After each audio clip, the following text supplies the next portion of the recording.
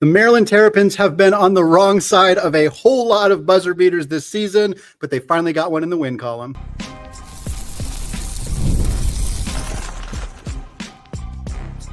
You are Locked On College Basketball, part of the Locked On Podcast Network. Your team every day. What's up, folks? Welcome into the Locked On College Basketball Podcast, a live edition of Locked On College Basketball. Isaac and I are here together in Dallas, Texas. Let's go. Filming this show. So excited. This is the only daily national college hoop show out there. Part, of course, the Locked On Podcast Network, your team every day. We're your hosts, Andy and Isaac here. We just finished recording some bracket breakdown shows for Amazon Fire TV. So much fun here as we now have the Sweet 16 officially set here in March. Isaac, so excited to be doing this with you. So excited to be having this show here. So excited to have this fun basketball in front of us here in the green room here down in Dallas, Texas. Isaac, ton of great basketball games that we want to talk about today. I want to say today's episode is brought to you all by Game Time. Folks, download the Game Time app, create an account, use code LOCKEDONCollege, and you will get $20 off your first purchase. We're going through Sunday's second round action. Lots of fantastic games, and we finally got like a good buzzer beater game. We've been looking for those. We had St. Mary's came close. We had a few other games. We had the very first game, the first play-in game between 16 seeds was like the only super exciting end game. And then Colorado State and Derik Queen in Maryland, they delivered the game that we needed to finally have to feel some excitement here, some one shining moments for us here in the NCAA tournament. Isaac, talk about what happened. Well, Andy, it was fun. So folks behind the scenes, we're literally recording and sitting in our green room for where we're recording these studio shows.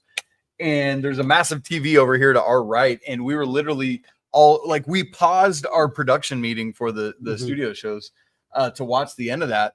And I think in real time, it was like, Colorado State's going to win this thing. Mm-hmm. They got a great play.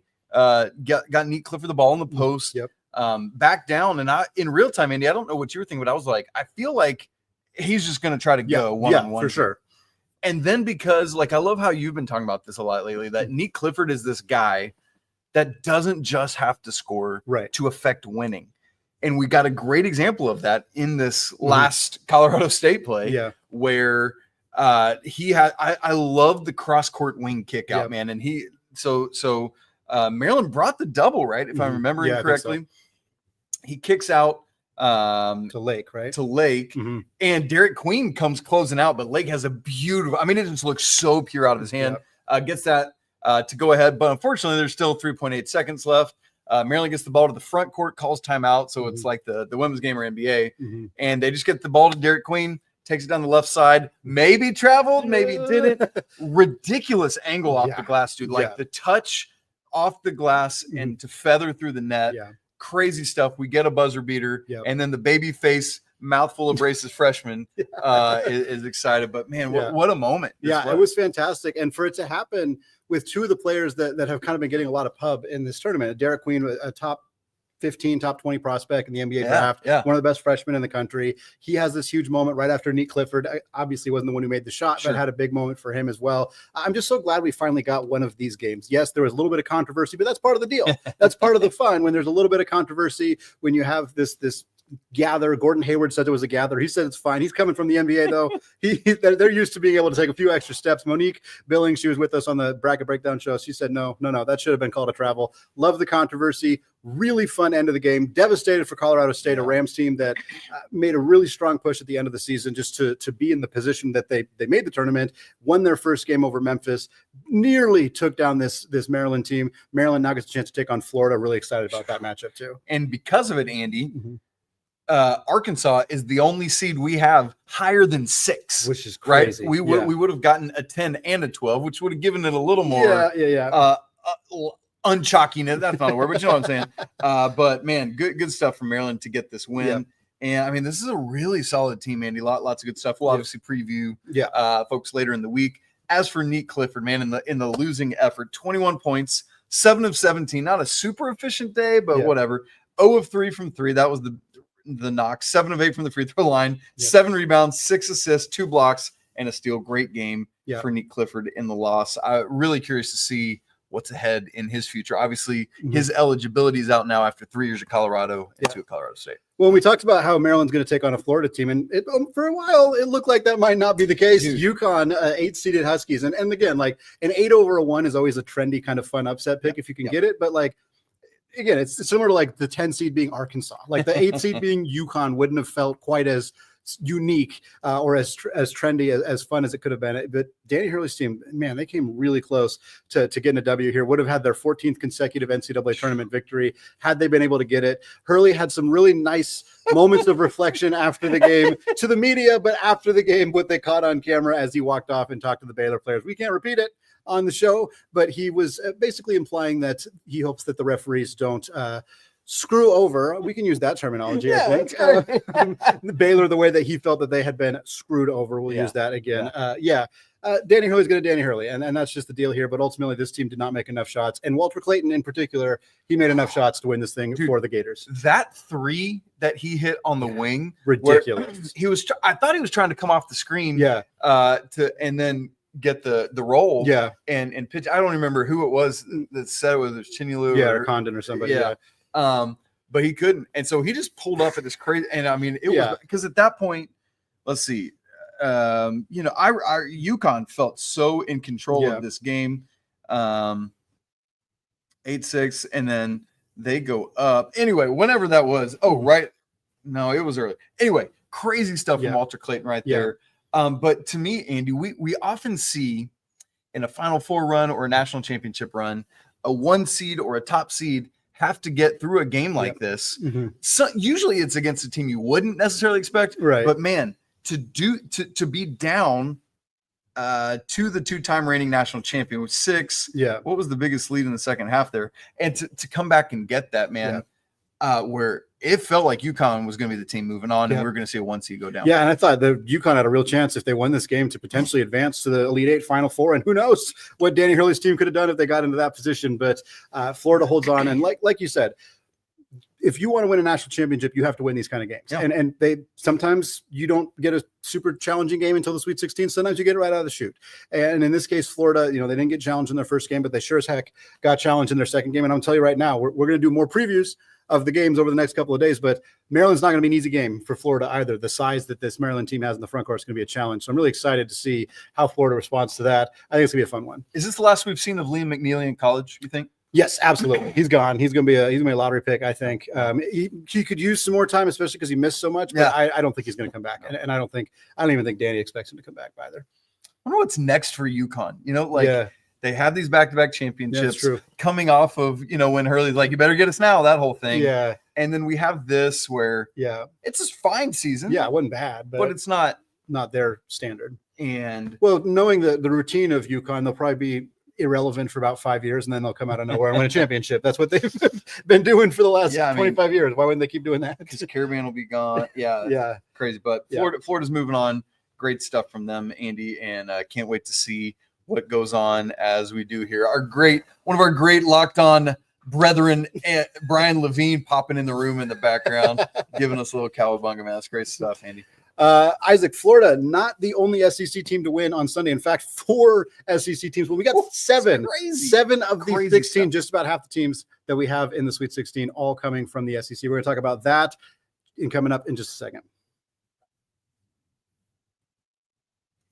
Folks, daylight savings time snuck up on us again, as it always does. And if you're feeling that lost hour of sleep, 5-Hour Energy has your back. The extra sunshine means more time for fun, but sometimes you need a little boost to power through. So whether you're staying up late watching the NCAA tournament games, Isaac and I recording at past 1 o'clock our time right now, whether you want to get an extra round of golf or you're just trying to keep up with your busy day, 5-Hour Energy gives you that quick, refreshing pick-me-up whenever you need it. And like we said, we've been staying up late every single day, haven't gone to bed before midnight. I don't think I've gone to bed before 1:30 in the last 2 weeks. We should have brought some 5-Hour Energy. Right, we really needed to have it here. And I'll tell you what, it's the jolt that I need to help me get going the next day. Whether I'm at a game, whether I'm traveling to Dallas like right now, 5-Hour Energy, super easy to grab, helps keep me nice and refreshed. So head to 5hourenergy.com to find over 15 flavors to choose from, including watermelon, blue raspberry, and peach mango. You can even build your own 12-pack or 24-pack delivered right to your door. And if you need one now, grab a 5-Hour Energy shot at your local grocery or convenience store. They're everywhere. Stock up today and stay energized. Isaac, we got more SEC teams that took W's. Again, like we said, 7 of the 16 teams in the Sweet 16 are coming from the SEC. There was a lot of conversation about how many teams has got in the big dance. And frankly, a lot of conversation recently about how so many of those teams didn't win. Georgia didn't win. Vanderbilt didn't win. But like when 7 of the teams in the Sweet 16 are coming from the same conference, I think it's a little hard to still try to denigrate that conference. Yes, it was a lot of very top tier seeds. You have 1 seeds in Auburn and Florida, and Tennessee's a 2 seed, and et cetera. But we saw some really quality wins. I want to start with a win for Mark Pope and the Kentucky Wildcats over a very good Illinois team, a team that I think was a very trendy pick to potentially be in the Elite Eight. Yourself had them going pretty far in the tournament as well. And I had them in my Final Four. Yeah, and I think they could have made it, but they ran into a really, really good Kentucky team, a team that's been dealing with injuries so much this year, but yet they found a way to get a W here. Really impressed with this win for Mark Pope and the Wildcats. Yeah, I thought the biggest thing, Andy, was that they got Lamont Butler back. Yeah, he looks so good in this game. We were joking, he wears that big black thing. I was joking, he kind of looks like Winter Soldier with this bionic arm thing like out here, but man, I can't imagine the pain that dude's in, right? Because he's been in and out with that. I legit thought it was done for the season, and was really shocked to see him playing in this game. But I felt like he had a good game, right? Like played 33 minutes, 14 points, 4 of 5 from the field, 2 of 3 from 3, 2 boards, 5 assists, and 3 steals. Yeah, great game for him. And just going up against a team with really good guards. Yes, in Illinois, and I think so. Part of it is he's so critically important because of his defense, but also because you're also missing point guard Kirk Kriisa, and Jackson Robinson's out. Yeah. And so, I mean, if he's not, good grief. I just don't, is it Trent Noah running the point? Like, what do you do? So I thought, or Ortega, of course, right. Who had a great game as well, because he always does. But one of the things I wanted to mention, our host of Locked On Kentucky, Lance Daw, here with us over this trip. I wish he was still in the room. Not right in the building, but he's just left the room. We could have invited him in. He let me know that back on February 4th, Kentucky was 112th in adjusted defensive efficiency at KenPom. Folks, they're currently 45th. Are they really? They have climbed from 112th to 45th. Most teams that go on big runs toward the end of the year tend to climb in defensive efficiency, but that's a huge jump for Mark Pope's team. And the way that they've been playing lately, I mean, they got a matchup against a Tennessee team that they already beat a couple times this year. So going to be interesting to see if they can make a push to the Elite Eight. Mark Pope got his first NCAA tournament win in their first game, and now back in the Sweet 16 for Kentucky. Got to feel pretty good if you're a fan of Lexington. Yeah, I mean, they avoid, Andy, we were talking about this earlier on Sunday. But had Kentucky lost this game to Illinois, it would have been the first time in the history of Big Blue Nation that Kentucky would have missed the Sweet 16 for 5 straight seasons. Crazy, folks, which goes back to the 1953 season, I think we said, when they moved the tournament from 16 to 22 teams. So they avoid that ignominy. Where, I mean, let's remember the past 4 postseasons have been they missed. They lost to St. Peter's in 22. K-State in the second round in 23, and then Oakland last year in the first round. And so crazy stuff like, and I'm sure we'll talk about this on our preview shows this week, but you got now Cal and BYU. And who am I missing? Arkansas. All 3 teams that were part of that coaching carousel into the Sweet 16. Crazy stuff there, Andy. But another quick story on Kentucky, and I know we need to keep moving, is the fact that Kobe Bryant gets 23 points in this game, ties a career high. He needs, I think you were saying, was it you that was saying that he needs to shoot more? Yeah, I know. He's a fantastic player, and I think that Kentucky has so many different people that can beat you, but sometimes Kobe Bryant is a little bit deferential, and I think he could be in a situation where if he was a bit more active with the ball, maybe that would help them. But hey, we're not going to complain about a team that's in the Sweet 16 the way that they've been doing it under Mark Pope. A couple other SEC teams that got W's. St. Mary's goes down to Alabama, 2 seed over a 7 seed. Just kind of Alabama kept them at arm's length for most of the game. St. Mary's is a team that struggles to shoot the basketball, and it's really hard to beat Alabama. They did well defensively. I mean, they held them quotes to 80 points, but just didn't have the offensive firepower to hang with this Crimson Tide team. And then Ole Miss, Isaac, what on earth? Iowa State gave up 91 points. This is a good defensive Cyclones team. Gave up 91 points to Ole Miss, the second most points that Iowa State has given up all year after giving up 92 in overtime to BYU. So this is the most points they've given up in regulation. Chris Beard's team is absolutely rolling right now. I know North Carolina gave them a big scare in the first round, came back in the second half, but Isaac, they were in complete control in the first half of that game, and they never really let Iowa State sniff this one. A tremendous win for Chris Beard and the Rebels. Yeah, and I mean, on the season, The Rebels have 6 players, the 5 starters and Duke transfer Jamin Brakefield, all averaging double figures. It's crazy. They get 5 in double figures in this one, led by Sean Padula's 20. But listen how balanced this is. Brakefield off the bench had 19, 18 for Malik Dia, 15 for Matthew Morrell, and 11 for Juju Murray. The only one that wasn't was Dre Davis, who struggled with foul trouble. Yeah. We were talking earlier, like, that Chris Beard Texas Tech team that ran all the way to the national championship a couple years ago. Was that 2019 in Virginia, right? 2019, yeah. They were strong and solid. They just kept winning. Yep. And that no middles defense that they play is really difficult. And Ole Miss runs that well. Malik Dia is a strong, powerful dude. You got to be ready for that. And I mean, they do this despite Curtis Jones drops 26. He does what he does. Really missing Keshawn Jackson, I think, Iowa State. I just kind of I hate it for Iowa State that their season ends this way because they were so good for so much of it. Yeah, just injuries continued to kill TJ Otzelberger's club. They dealt with injuries to Milan Momcilovic early in the year, had some losses there. Hurts them from a seeding perspective. They run into a buzzsaw here in the round of 32 and Ole Miss's team. But shout out to them for a great season, but unfortunate that it comes to an end here. And I'm really interested. Ole Miss, they're going to get Michigan State. That's going to be a really interesting matchup. A win there we're going to have 2 SEC versus Big Ten games. We got Auburn taking on Michigan, and then we have Ole Miss taking on Michigan State. So we could get a really fun rivalry matchup. We could also get 2 SEC teams facing each other. We could get a mix. I'm really interested to see what happens in that region. Yeah, that's going to be a lot of fun. Let's go back to the Alabama-St. Mary's game. Biggest news for Alabama, Andy. Grant Nelson. Yeah. They didn't plan to play him in the Tony Romo game. And he comes off the bench late once Romo cuts it down to 2. But he's back in the starting lineup on Sunday against St. Mary's, has a strong game, plays 28 minutes, but that's not because of a minutes restriction. It's just that was tied for the most minutes on the team with LeBaron Philon. And so I got to think that means he's okay. He looked like he was moving okay to me. I mean, you know how those knee things can go. It's like you're kind of herky-jerky. Nope. He drops, 12 and 8. I think he had, and good grief, how many Alabama put 1, 2, 3, 4, 5, 6 Alabama players in double figures against St. Mary's. That's Andy, not easy to do. How big a deal is that? Yes. You see the St. Mary's team I do. I see the team all the time, and they're so good at slowing you down. They play at such a slow, methodical pace. Offensively, defensively, they grind you out. And obviously, Alabama's a fantastic team. They space the floor. They have incredibly high-level athletes. So I think St. Mary's was always going to struggle a little bit with some of those athletes, but they did great. I mean, they held tough in this game, but Alabama's just too strong, too tough, too balanced offensively. I think that really hurt them. St. Mary's got a ton of offensive rebounds, which is something they're elite at, but just wasn't able to do enough. And again, another SEC team advances here in the Crimson Tide. They get a chance to play. They're going to play BYU, which is a really, really fun game. 2 really high profile, high octane offenses. Really excited to see how that one goes as well.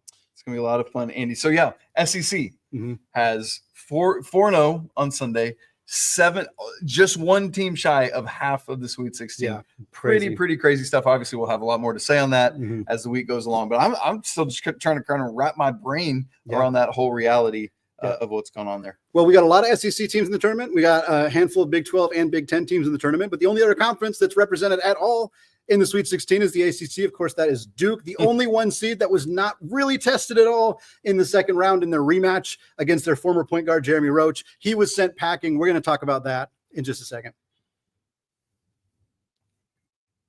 Folks, imagine watching your favorite team live, feeling the energy of the crowd and witnessing unforgettable moments. There's nothing like experiencing a big game in person, and getting tickets to those big games, it just shouldn't be stressful. And that's where Game Time comes in, making it easier than ever to grab last-minute seats at unbeatable prices. Game Time Picks curation makes it easier to find better value for tickets to sports, concerts, comedy shows, theater, anything that you want to get tickets to, they have it. I just checked the Game Time app. You can get amazing deals on some of these big matchups coming up here in the NCAA Tournament. The lowest price guarantee on Game Time, it credits you 110% of the difference if you find cheaper prices elsewhere, so you're always going to get the best deal. So folks, take the guesswork out of buying tickets with Game Time.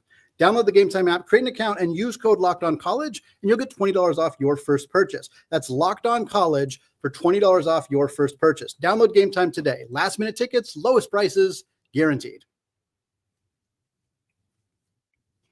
All right, folks, segment 3 here, still live, still reacting to all the excitement. I mean, we didn't stop and pre-record. We did not stop to pre-record. That would have been wild if we had done that. They would have never known. They would have never known. Man. They would have known. They'd have figured it out. Yeah. We're still here talking about the Sweet 16, the field completely set here for the final 16 teams. We talked already about the SEC, the dominance that we've seen from that conference so far. ACC, certainly not as dominant. Last year, they didn't have a great regular season, but at least they put a bunch of teams in the Elite Eight and the Final Four. But this year, only team that has a chance to do that is Duke. Duke rolled past Baylor. 89-66 was the final score here. It was, again, we kind of talked about how we thought the one seeds might struggle. Obviously, Florida struggled a little bit with UConn. Houston struggled with Gonzaga. Auburn ended up winning. They were down at the half. Yeah, right. Yeah, Auburn was down at the half to Creighton. They ended up winning by double digits, but it was not super easy for them. And yet Duke really just didn't have any problems here with this Baylor team. Cooper Flagg looked great. Tyrese Proctor hasn't missed a shot in 3 weeks. And I think that if he's shooting the way that he's shooting right now, I think literally 79% from the field. If he's shooting like that, this team is unbeatable. Yeah, and that's the funny thing, Andy, is while the ACC only has one team and the others have 4, 4, and 7, man, the Big East is gone. That just hit me. They're gone. Yep. Wow. The ACC's lone team could be the team that wins it all. Right. And a lot of it is because of what you just said, right? Like Cooper Flagg has been the story this whole time. His ankle, the ankle thing ends up being a nothing burger, right? Like he looks fine. He looks Cooper Flaggy. And I'm honestly not worried about him. Has a really strong game today. But yeah, as you said, the story here is Tyrese Proctor, which what a relief for Duke that the story is not Cooper Flagg's ankle, but Tyrese Proctor. And what's so cool about it to me, Andy, is the fact that we expected this jump from Proctor last year in his sophomore year. He feel like he didn't live up to expectations last year. Now he is, man, because he's had a strong year. He shot the ball well from beyond the arc. And he made 13 threes in these 2 games combined. That's just ridiculous. Yeah, ridiculous. And the potential chink in the armor of Duke. You talked about this on the Amazon show when we were recording earlier tonight. Is the lack of a true point guard, right? Like that is the thing that does worry me about this team. But do they have what happened? Let's say they play Houston in the Final Four, right? And Kelvin Sampson's like, we're just going to press the crap out of you and see if you can do this without a guard. Do you see that being an issue for Duke? Yeah, I think so. But I think they don't have a true point guard, but they have a lot of guys who are initiators, who are creators, who can have the ball. Like Con Knippel is underrated in his ability to handle the basketball and initiate. Cooper Flagg can do it. I mean, and I think that's what makes him so dangerous. Is you think their handles are good enough to withhold? Not necessarily, but I think they have enough options that they can try. They can try something different. They can try Tyrese Proctor again. He's not a pure point guard in that sense. But Foster hasn't panned out in that. Yeah, exactly. But I think again, you talk about a matchup with Houston potentially. Like there are other advantages that they could use against Houston that I think would work. Like size being the biggest one for sure. Throw over the I mean, honestly, they might be able to do that. But Common. Here you go. Yeah, we're lobbing it up to you. And we say this about Houston all the time. In every game, they out-rebound the team that they're playing and they dominate. Like they're able to do that so successfully. But yeah, I do wonder about Duke not having like a pure point guard, but it hasn't really slowed them down yet. And we'll see. I mean, in order to make it, they're going to have to get by.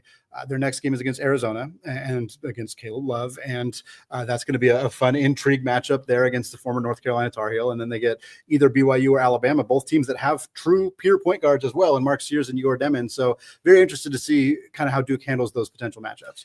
Andy, this was a game for a few minutes. And then it was not a game because Duke duked. And to your point, while the other 3-1 seeds struggled at some level, it has really felt like Duke never did, which we expect, to be fair, right? We said Baylor's got talent. They've just, I mean, from the get-go of the season, when they got thrashed by Gonzaga, it was like, it never really clicked for them. Which on paper, you get Norchad O'Meara, who's one of the best double-doubles in the nation. You bring in Jeremy Roach, who had been a starting point guard on a Duke Final Four team. You bring in VJ Edgecombe, who's one of the very best freshmen in the entire nation. We didn't realize it at the time, but Rob Wright has been phenomenal running the point for them, which is why Jeremy Roach is coming off the bench. Yes, they've had injuries like Josh Ajanua, but they've got Langston Love. They've got Jaden Celestine. Jalen Celestine. Jalen, thank you. And Jaden Nunn, And Jaden, that's what I was getting. There you go. I was like, why am I not getting both their names? Because I conflated it into one. It hasn't worked, and it's unfortunate for Scott Drew, who had decided to stay in Waco instead of moving to Lexington, which I think Big Blue Nation is pretty fine with at this point. But Andy, another thing I was thinking of, because of Rob Wright. So Rob Wright, Cooper Flagg, we talked about Derik Queen earlier, Asa Newell at Georgia, and Liam McNeely. McNeely. And Liam McNeely, who we just talked about. All 5 of those dudes were on the same high school basketball team last year down at Montverde, Andy. Yeah. That when I think about that talent and how Derik Queen has the only buzzer beater in this tournament. Yep. Cooper Flagg's the National Player of the Year. Yep. Rob Wright has been great for Baylor. I mean, he's not getting the same national recognition, but Asa Newell is. Yeah, he's a lottery pick probably. And Liam McNeely, if were it not for his injury, who knows what his year? I mean, good night. Andy. Yeah, it's so crazy. And tremendous stuff from that squad. I want to talk about the 2 other games here that we haven't gotten to yet. 2 seed Michigan State takes down 10 seed New Mexico. It was a close one. Close one throughout. Nelly Jr. Joseph fouls out earlier in this game, and I think that really hurt the Lobos' chances of pulling off a W here. The main storyline here, there's 2. One, Tom Izzo and Michigan State haven't looked great in either of their first 2 games. They kind of let Bryant hang around for a while. Then they kind of let New Mexico hang around for a while. We'll see how that plays against Chris Beard and Ole Miss. But 2, New Mexico was the only team left that was a mid-major. They were the only chance after Colorado State's devastating loss to Maryland. New Mexico we were hanging our hat on, like, if we want a single team that's not from a power conference to be in the Sweet 16, it's got to be New Mexico. They lose this game. As you said, no teams lower than a 6 seed outside of Arkansas. And I mean, Arkansas being your Cinderella is injury based, right? Is solely injury based, and it's I think if the closest thing you have to resembling a Cinderella is John Calipari's team, you just don't have a lot of Cinderellas in your bracket this year.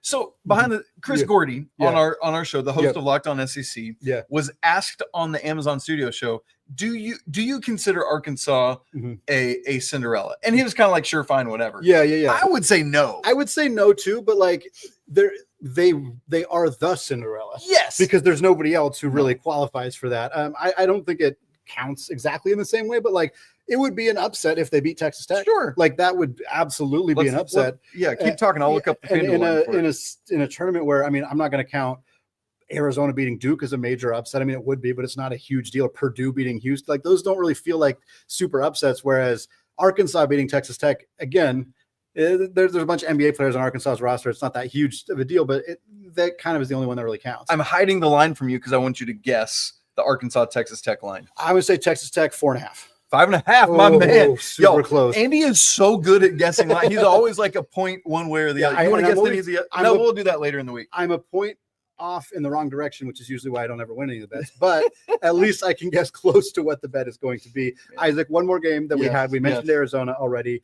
They won the Pac-12 championship over the Oregon Ducks. 87-83 was the final score here. We've talked so many times, for those of you who are regular listeners, you know the phrase, the Caleb Love experience. CLE in our notes, Caleb Love experience, because sometimes he's going to give you 2 of 15, but then hit a 55-footer to win a game. And then there's Sunday night. And then there's Sunday where he's going to go out and drop 29 points, 10 boards, 10 of 18 from the field, just absolutely dominated the Ducks.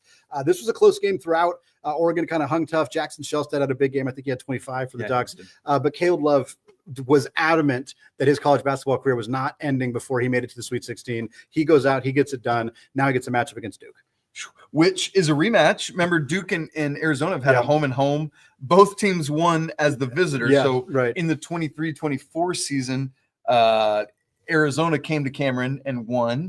And then this year, Duke went to McHale Center and won. So really interesting that they split it up those ways.